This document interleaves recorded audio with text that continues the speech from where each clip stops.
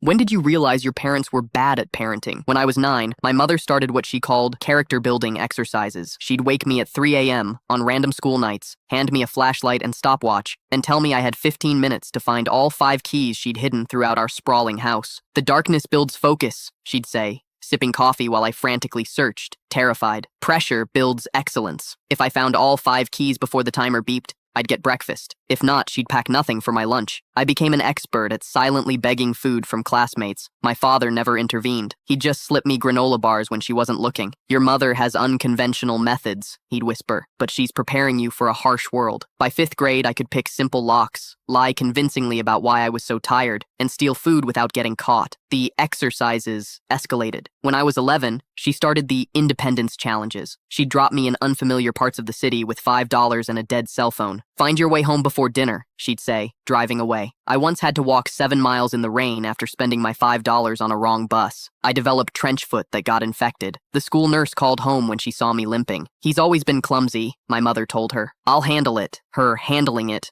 meant teaching me to dress wounds myself, because hospitals ask too many questions. The breaking point came during my 12th birthday. Instead of a party, she blindfolded me and drove for hours. When she removed the blindfold, we were in a forest I didn't recognize. "3-day survival challenge," she announced, handing me a matchbook and a pocket knife. "I'll be back Monday. There's a ranger station 5 miles north if you give up." She left me there, alone, as the sun was setting. I lasted one terrifying night before stumbling upon a camping family. The father looked horrified when I explained why I was alone. "Son, that's not normal," he said gently. "That's not okay." They took me to the ranger station where I learned we were actually 120 miles from home. The rangers called the police. When questioned, my mother was indignant. "I'm raising a survivor, not a victim," she insisted. The police discovered journals where she'd documented every exercise in meticulous detail. She'd been planning increasingly dangerous challenges, including leaving me on an island for a week. The psychologist explained that my mother had proxy Munchausen syndrome, creating scenarios to